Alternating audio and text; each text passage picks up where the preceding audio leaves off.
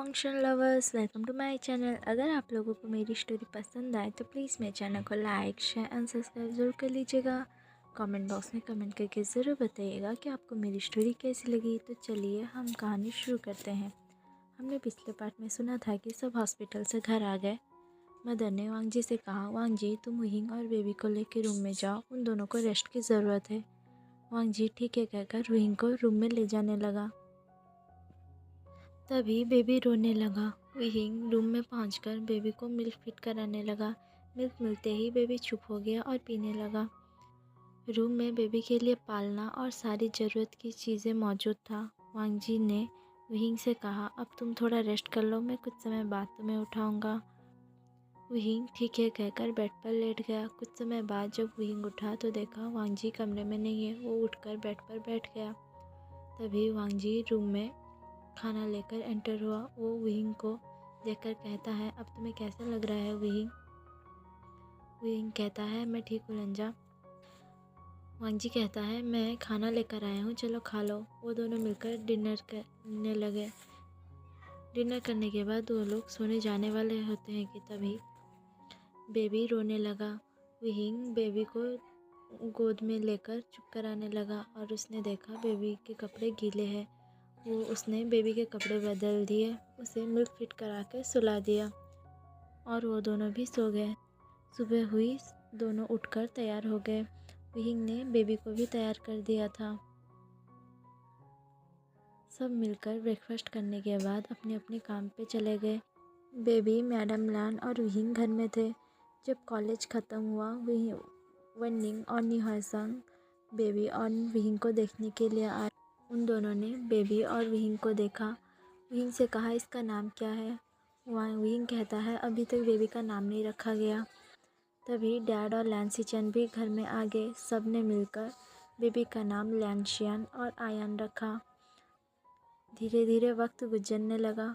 आयान अब 2 इयर्स का हो चुका था। वुहिंग की पढ़ाई भी कंप्लीट हो चुकी थी। वांग जी अब ऑफिस जाने लगा था। आज निहासंग और लैंसीचन की मैरिज थी। वुहिंग निहासंग को अच्छी तरह तैयार करने के बाद मैरिज हॉल पर ले आया। उन दोनों की मैरिज सारी रिचुअल्स के साथ कंप्लीट हो गई। सब घर आ गए। डैड मॉम अपने रूम में, सिचन और निहासंग अपने रूम में चले गए। आयान वुहिंग के गोद में सो चुका था। वुहिंग आयान के रूम में जाकर उसे सुलाकर अपने रूम में आ जाता है। वांग जी और वुहिंग दोनों बेड पर रोमांटिक होने लगे। वांग जी वुहिंग के शर्ट के बटन खोल रहा था और उसके नेक पर किसेस कर रहा था। हमें लैंसीचन और निहासंग का सीन दिखाया जाता है। निहासंग और लैंसीचन जब कमरे में पहुंचते हैं तो कमरे को बहुत ही ब्यूटीफुल तरीके से सजाया गया था। संग कमरे को अच्छी तरह से देखता है। कमरे को बहुत ही ब्यूटीफुल तरीके से सजाया गया होता है। लैंसीचन और निहासन दोनों कमरे के अंदर आते हैं।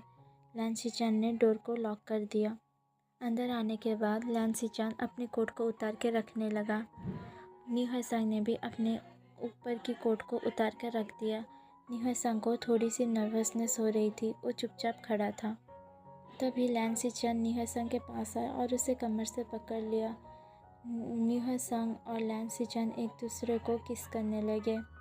किस करते करते वो दोनों बेड पर आ गए। लैंसीचन और निहासन एक दूसरे को बहुत ही पैशनेटली किस कर रहे थे। बहुत समय तक किस करने के बाद लैंसीचन और निहासन एक दूसरे से अलग हुए। दोनों बहुत ही गहरी गहरी सांस लेने लगे। लैंसीचन निहासन के नेक पर आ गए। वहाँ पे उन्होंने लिक, सक और किसेस किया। उसके बाद उन्होंने बहुत ज़ोरों से बाइट कर दिया, जिसकी वजह से निहासन चिल्ला उठा। हमें वुहिंग और वांग जी की तरफ दिखाया जाता है। दोनों बहुत ही डीप पैशनेट किस कर रहे थे। उन दोनों के बीच हवा जाने तक की भी जगह नहीं थी। कुछ समय बाद जब वुहिंग को सांस फूलने लगी तभी वांग जी वुहिंग के लिप्स को छोड़ देता है। वुहिंग सांस लेते हुए कहता है, लंजा आराम से, मैं कहीं पे भागा नहीं जा रहा हूँ, मैं पूरा का पूरा तुम्हारा ही हूँ। वांग जी कुछ नहीं कहता। वांग जी वुहिंग के नेक पर आ गया और फिर से उसे लिक, सक और बाइट करने लगा। वुहिंग वांग जी के बॉडी पर हाथ फिराने लगा। वांग जी और वुहिंग के आधी बॉडी नेकेड थी।